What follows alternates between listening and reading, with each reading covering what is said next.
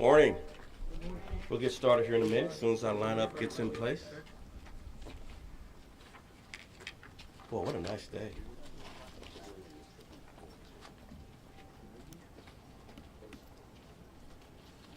So we're going to do a couple of things this morning. I'm going to have some comments, and then we're going to have Bishop Whitley of Corinthian Temple, this is where we on his church grounds, comment. I'm sorry, I skipped someone. Glenn Brooks, our Director of Community Policing, will comment a little bit about the gun turn-in that's scheduled this coming weekend. And then we'll have Bishop David Whitley of Corinthian Temple Church comment. Then I'll come back for some questions. So today we're here on Corinthian Temple Church of God in Christ in the West Garfield Park community on the great west side of Chicago. And I appreciate Bishop's invitation here to have this pressure on his property. Yes. I'd also like to acknowledge two of our city's outstanding public servants on the Chicago Police Department, Deputy Chief Patrina Wines of Area 4 and Commander Davina Ward of the 11th District, where we are here now. These two leaders, these two women, along with the brave men and women under their command, are working tirelessly to make the west side of Chicago and the entire city safer. Here in the 11th District, homicides are down 22% compared to the same time frame last year, and shootings are down 18% here in the 11th District compared to that same time frame on last year. And overall violent crime in the Area 4, in the district is down 8%. So shootings are down, homicides are down, violent crime is down here on the west side. We're also seeing reductions in shootings and homicides across the Area 4, which encompasses the 10th District and the 15th District. For Area 4, which includes 10, 11, and 15, shootings are down 23% and homicides are down 31% here in Area 4. Despite all the challenges across the city, and there are numerous challenges, overall in this city, in Chicago, homicides are down 16% this year, and shootings are down 18% this year. That's compared to last year. Gun violence is also down. Those two categories of shootings and homicides are also lower than 2021, as I mentioned. 2020, it's lower than 2016, and it's lower than 2017 so far this year. So we are making progress reducing gun violence in Chicago. And it's been down for several consecutive months since February of this year. In the top 55 beats, which drive half of our violence in the city, where more than half of the violence occurs, homicides are down 24% in these top 55 beats, and shootings are down 30%. So we're seeing progress significantly where we're focusing our attention. 11 of those top 55 beats are here in the 11th District. Heading into this weekend, we encouraged all to be safe and mindful of their neighbors amid the Mexican Independence Day celebrations. And as you know, we had our challenges over the celebratory period. Officers remain present in high traffic areas, and our caravan task force enforced violations. In connection to those caravans, the following activity occurred. Over 30 arrests, 23 impounded vehicles with more pending impounds to come based on video evidence, and 345 parking tickets. This coming Saturday, we'll talk more about that activity later with Q&A, I'm sure. But this coming Saturday, I just wanted to highlight, as I mentioned earlier, we're partnering with our faith communities to hold 2 gun turn-in events. One will take place here on the west side, as I mentioned, and Glenn Brooks will talk more about both turn-ins. But we're enhancing our visibility, our engagement, and our collaboration. And one thing we know is that gun violence is preventable. And for too long, it's been an issue of neighborhoods across this city and in this country. In addition to our tireless efforts, particularly of our officers, gun turn-ins are another important way to take dangerous weapons off our streets.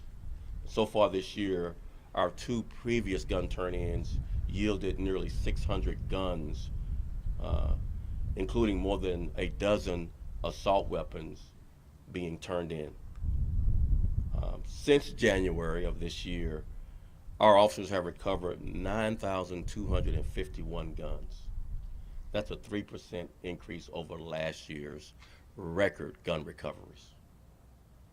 So we're on pace to exceed more than 12,000 guns recovered in this city, which will be a new record. Our officers have also made more than 4,300 gun arrests this year.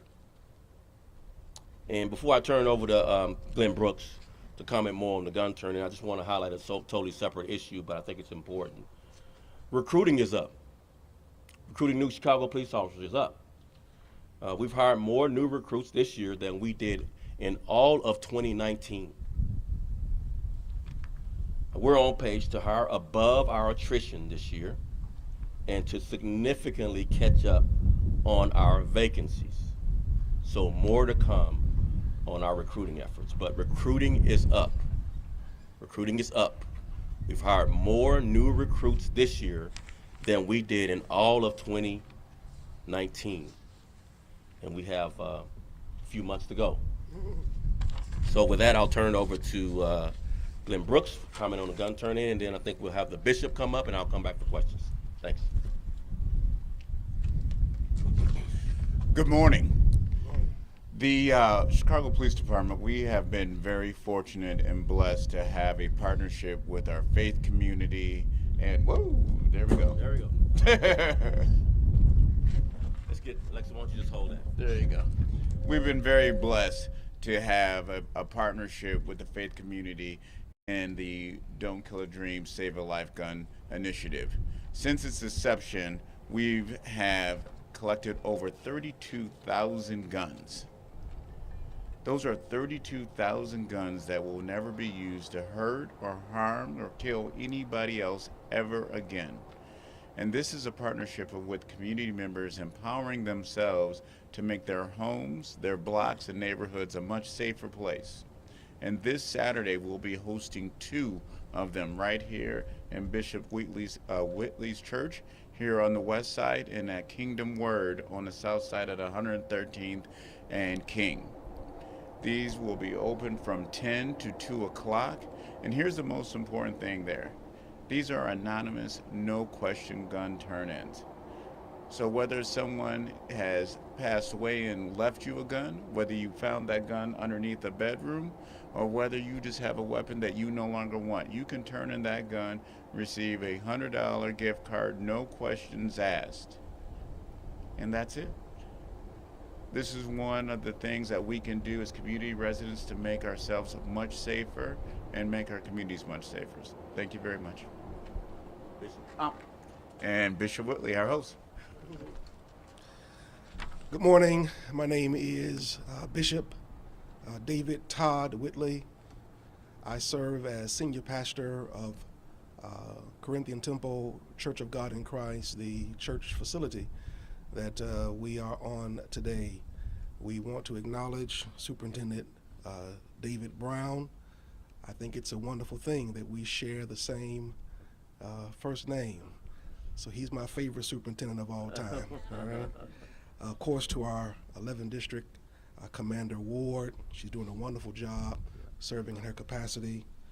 And this gun turn-in event certainly is another plank in our partnership with the police department, our local church here, yours truly, and in essence, so many other pastors, time will not allow us to call their names, who work very closely in partnership with the police department, certainly across our city, but certainly here in West Garfield Park, we have a very thriving, growing, productive partnership with the police department. We have participated in 100 block, 100 churches, prayers on corners, peace and safety walks, basketball and mentorship sessions, coffee and conversations with the commander, community meetings that the entire neighborhood are invited to attend.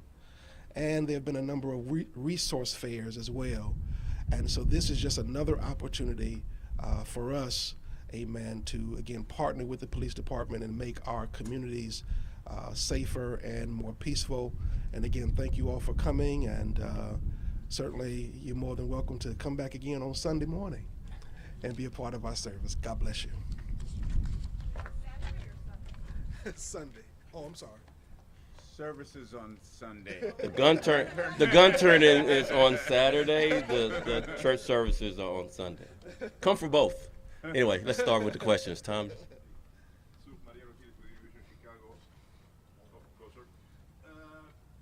Explain the situation during the weekend with the celebrations in downtown, and maybe you can give us your opinion about the fact that the Mexican community hasn't had a proper celebration in downtown for the last several years. Do you think the city maybe should start organizing something like that? I think we spoke about that, the mayor did, on trying to figure out how do we better organize the celebrations. Obviously, we're trying to strike the right balance. All communities, all cultures, all people are welcome downtown. And that Thursday and Friday just got to a point where we had to make some different decisions because of some public safety reasons that we've expressed extensively. We communicated, I think, over-communicated, trying to strike that balance with overall public safety and convenience with our neighbors, and allowing these celebrations to occur everywhere in the city and to include our downtown. But at some point, of course, we had to better organize the traffic flow so that emergency vehicles, 911 calls, and other emergency issues could be handled, along with just the overall basic convenience of the people who live downtown being able to get in and out, which was a struggle. So if we were to better organize and have a location, my thoughts are, I think we've been trying to do that from a policing standpoint, and people want to come downtown and celebrate. So we'll try. We need the cooperation of the community. We really do. I think the Mexican consulate took a leadership role, and we really appreciate their help in trying to navigate some of the celebrations. But again, certain groups just want to come downtown to celebrate it. We need to try to figure out if there's something we can penetrate in convincing them to go maybe in a different area that's less intrusive on neighborhoods and public safety. Just a follow-up. I mean, celebrations used to be in Millennium Park every Right. single year until, if I'm not mistaken, 2017. Right. Don't you think they should go back there, maybe in an organized manner? Right. So again, I think this has to be a grassroots, bottom-up decision, not dictated by the superintendent on where you can go to celebrate. I think this community has its own thoughts, and who am I to dictate where?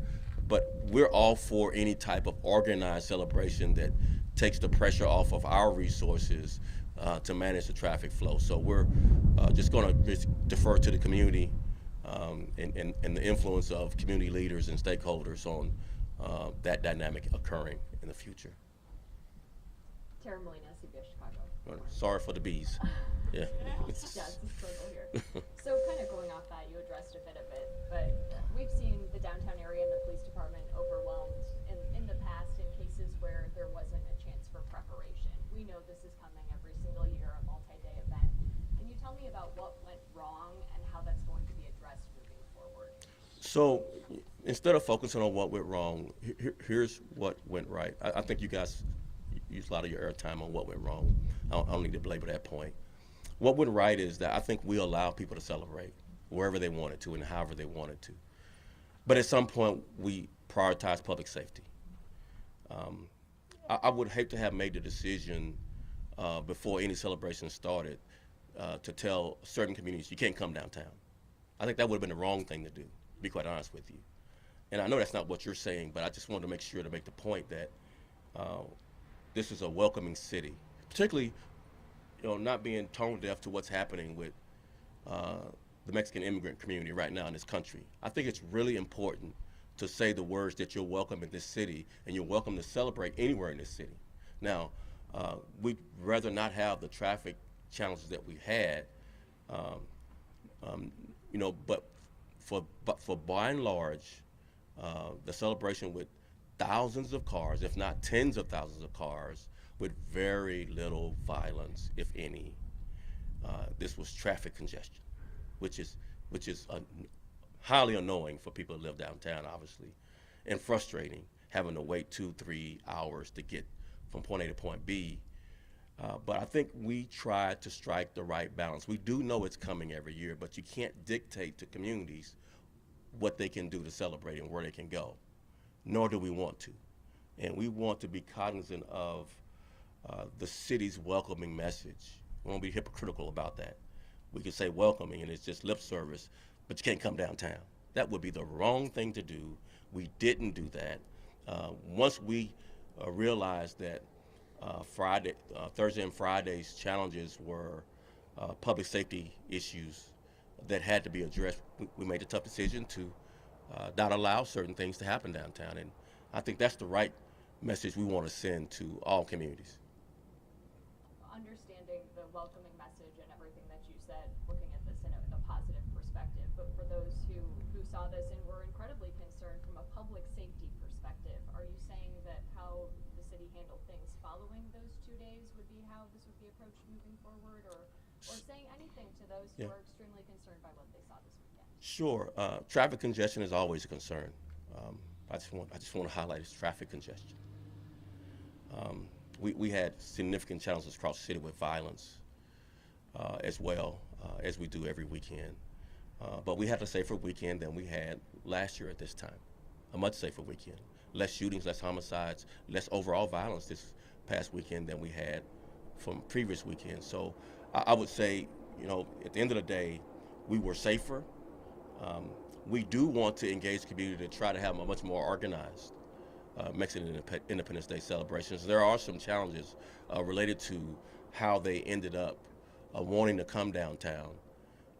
And maybe we can make some progress on a much more organized, but it likely needs to be from the bottom up, not from government dictating to the Mexican American community where to celebrate. So I'm not the messenger on where you can celebrate because I represent government. We had great partnerships with the Mexican consulate.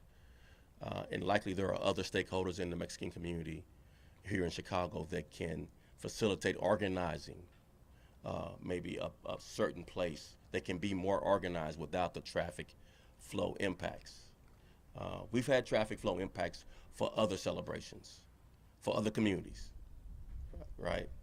So let's not highlight one because of maybe be accused of treating one community over and better than another or different than another. Again, we can always do better. Our job is never done, and I think we will do better. I heard from a lot of people that it was better the last couple of days than it was the first couple of days.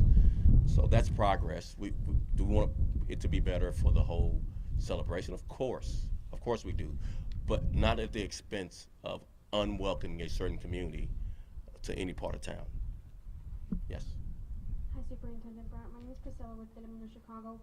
I am wondering, you said that the biggest public safety concerns came between Thursday and Friday, and Saturday there was a presser announcing certain street closures that were going to take place after 5 o'clock. Now, if you go online, if you see the videos, people were more concerned about the things that took place, like you mentioned, Thursday and Friday. Yep. Now, can you describe a little bit what happened Saturday night? Was it less of people downtown? You mentioned tens of thousands, but the numbers as in 30 arrests, 23 impounded cars, and 345 parking tickets. It make you wonder. There's a lot more cars and it was a huge crowd compared to these numbers that are coming in. Yeah, sure. Thanks for that question. It gives me an opportunity to say, for the most part, a very respectful celebration. There were very few people in the crowd that caused us significant challenges from a criminal standpoint. And we took swift enforcement action when that occurred. And just highlighting, there were tens of thousands of celebrating cars and people through those whole, 4 days.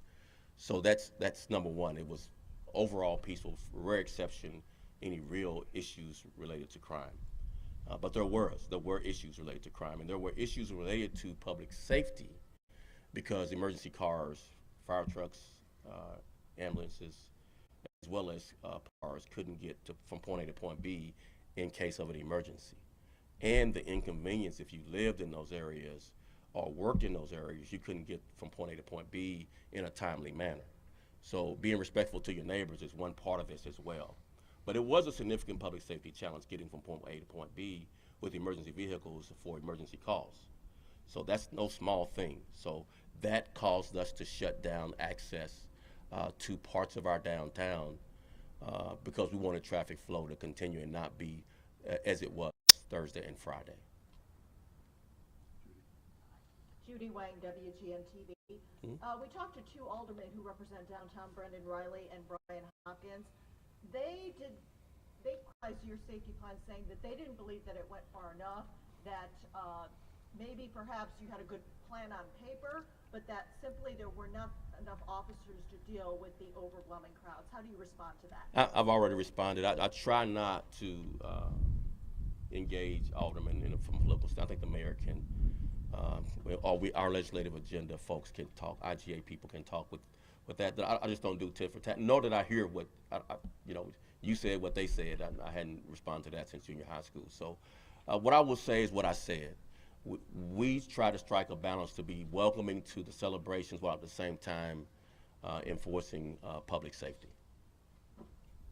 One more, all right. I want to know if you were aware of was there been any progress in the case of Caroline Pacheco? She is a woman who says that she got caught up in the traffic jam in Fulton Market, and two women became upset because of the traffic jam and beat her up. I don't know if she called 911 right away. Do you have an update on that case? We don't have an update right now. We will get with you afterwards, but I will just say one of the, I just highlight road rage, not just over the weekend, just violence around basic traffic interactions has been something we've been concerned about. They've led to shootings, not just assaults. So we're really concerned, and hopefully we have evidence to pursue charges. Since it was a traffic altercation, maybe we have a license plate or maybe video, but we'll follow up with you offline on the update on that investigation. Hi, Superintendent. I know you've kind of gone over this area before, but in terms of what the police can and can't do or feel empowered or trained to do in those kinds of fluid situations that we had over the last 96 hours, I know certainly in front of our studio it seemed like, very strange situation, madness, some people's staff. What role do the police have, and what kind of training do they have to be able to enforce, if you will, some sort of a behavior standard that allows people to celebrate and be non-selected in terms of police action and so on, but says, hey, like, maybe you want to try it this way. I leave it to you to characterize that. I don't know if I want to go down that rabbit hole of trying to enforce behavior. So, yeah, I'm gonna take a pass on that one. You got a second question? All right, it was a try. It was a try. The other one was, maybe, do you have anything more to offer about the policy on spike strips? Yeah, we did not deploy the spike strip. We had them on hand to deploy. I think our strong message about deflating your tire gave us the impact we wanted. Better behavior, less dragging and drifting. If we never have to use them, that'll be just as good as using them. But if we have to use them, we will. We will deflate your tire if you plan on drag racing and drifting in this city. Questions? Okay, Superintendent. On Friday, 2 sworn officers were charged in connection with the shooting in Pilsen. The improper prosecutors conflicted with the initial statement that you gave, particularly that you said an offender fired immediately. Prosecutors say the officers actually fired first. Can you say what went into that initial statement and why a decision wasn't made to revise it once the police department became aware that it wasn't accurate? Yeah, I think it was your paper that printed my full statement, which that's not what you said. So my full statement is preliminary information, says what you just said, but we'll be looking at video and corroborating that evidence. I think paraphrasing, we never make definitive statements on preliminary investigations. We always say this is information we're sharing with you now, and it could change. And we always put it in those terms. And I thought your paper actually quoted me pretty accurately, and you just may be paraphrasing. So we didn't offer witness testimony because we didn't witness this. We just go by our initial interactions with what officers may say at the scene, and we share that rather than not saying anything. All of the information has to be corroborated, of course, in a full investigation, and COPA conducts those investigations. So we didn't, or I don't know, I guess you're accusing me, I didn't conflict with what ended up being accurate based on video evidence, is that there was not an initial exchange of gunfire as was initially reported. Why let a statement like that dangle when there it was? I don't believe we let it dangle. I thought we shared that there's some conflicting information based on what the officers were saying initially. Sure. Can I get one more question? Yeah. There was another police shooting this weekend. I'm wondering if you can give us some information, narrative of what happened. Saw 2 weapons were recovered. We understand this was a boy, a juvenile. We're wondering where he was, how old he was, where he was wounded, what his condition is. So we'll let the medical examiner's office and other investigators. Wait, I take that back. Let me share a little bit more about that. So our officers encountered a group of people in an alley, and they had a shot spotter alert of shots being fired in the area. They conducted a stop. The people fled that were in the alley. One of the officers followed on foot, and other officers followed in his car. Preliminary information, Tom, says, subject to change based on corroborative evidence, to include video. But this is rather than not say anything, we'd like to provide you what we have, which obviously could change because it's so early. And then there was an exchange of gunfire by officers. I don't believe we know that offenders fired, but the offender was armed. We're not sure from that point, without any further video review, of how that interaction occurred. But as soon as we know more, we'll try to share it with you, but we always defer to COPA on how much to share. And when you talk about dangling statement, COPA is in charge of the investigation, so we don't try to continue to investigate things in the press until COPA completes their full investigation, Tom. And again, I wish I had my statement with me on that first one, but I just take exception that we had something dangling that ended up changing. We always put a caveat on every statement we make on something that's an ongoing investigation. And Brendan, I don't know if you want to share anything else. I think that's most of what we can share. Yeah, we can't share. We know more, but we're going to turn it over to COPA to share what they need to share. No, not at this point.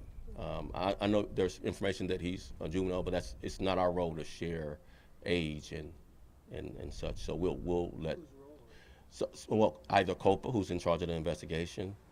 Is the person deceased? No. So the hospital could share age. We just haven't confirmed age at this point to be able to share it with confidence. Good morning, Superintendent. Mm-hmm. Going back to the Pilsen incident. Yeah. The 2 officers were charged by the state's attorney's office prior to the completion of the COPA investigation. In court, their attorneys said that things aren't everything that were depicted on the videotape, that the officers saw someone draw a weapon on them, and that's why they discharged their weapons. Does it concern you that the charges may have come too quickly in this case, and the state's attorney should have waited for the COPA investigation to be complete? According to the attorneys, they only talked to the cops that Monday prior to the charges being let that Friday. So I won't answer for the state's attorney whether how quickly they charge the officers, nor will I jump over the purview of COPA with the investigation. What I will say is, obviously there are 2 tracks of investigations. There's a criminal investigation, and then there's the investigation of whether or not any policies were violated as far as use of force that COPA is conducting. I need to remain as much as possible impartial until that's completely done, and then I have a recommendation to make on whether I agree with COPA. So I'll just defer back to the state's attorney on how quickly they charged, but they did have the same information we had initially, was that there was the initial exchange of gunfire by the offenders, and video did not support that initial statement from officers. And video actually shows something different. And that's why I believe we are what we are. Nancy. Good morning, Nancy Hardy with WBB on Morning. News Radio. Mm-hmm. In light of the fact that you were planning for this weekend's parade so far in advance, and you did say that it's not necessarily your place to dictate where these people come down, where anyone comes down and who's welcome and all that. I'm glad you changed that to anyone instead of these people. I'm sorry. That's okay. That's okay. But is this group, the people who were planning this event for next year, I mean, will be a discussion soon to say, if we are going to change, if we are going to have it in Millennium Park or something else, so that people can make those preparations? So it's not a single group, otherwise it would be easy. So it's people coming from everywhere, from all of our suburban community participated, and to include people in the city. So it's not for government to dictate. I think I made this point before, where people celebrate. They're welcome downtown. We would like a much more organized Mexican American Independence Day celebration. We're just not there yet. I think we were there at some point, I believe back in 2017, 2018, but we're not there now. We hope at some point we're there, but it's not for the police department, especially the police superintendent, to dictate to the Mexican American community where they can celebrate and how they can celebrate, is my point. We want a more organized celebration, but we have to prioritize public safety, obviously, and I think we struck the right balance, even though there was obviously traffic congestion that caused a lot of frustration and inconvenience. All right, thank you all so very much. Well, we got one more question. That's all right. Based on what happened this last weekend, this upcoming weekend, the Puerto Rican Festival will be taking place. In terms of security, safety measures, is there any things you guys are planning on implementing this weekend? Will it still take place, or a different approach? So, again, we have a lot of festivals and celebrations and parades in this city, and it's the uniqueness of our city. Our commanders on the ground come up with plans with the planners of the festival. We recommend security measures to put in place, and then we augment those security supplement with our resources if we feel like more is needed. That's worked. Again, this was a overall safe celebration. There were some exceptions, obviously, and we took immediate enforcement action, and we have obviously some follow-up things to do with the lady who was beaten in traffic and road rage. But overall, tens of thousands of people with very few criminal incidents happening. So we wanted to be perfect, but that really was what happened over several days. No one should make more of it than what it was. Thank you very much. I really appreciate it.